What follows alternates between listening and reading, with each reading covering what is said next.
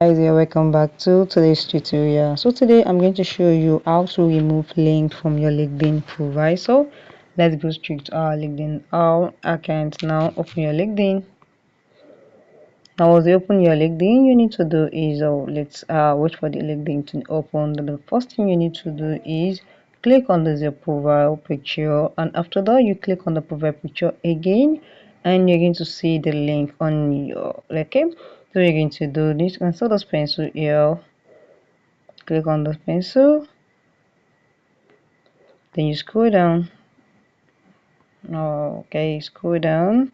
You're going to see the link. You can see if you look at this one now, there's no any private link here. So if there's any link there, just keep clicking the link. Scroll down to another link. Once you click on save, and automatically you've removed the link from your LinkedIn account. LinkedIn account doesn't have any way to delete or anything. Just go there. Anything you want to delete, just erase it and save. Then you will automatically erase it and delete it. So guys, if you found this video helpful, click the like button, share, comment and subscribe.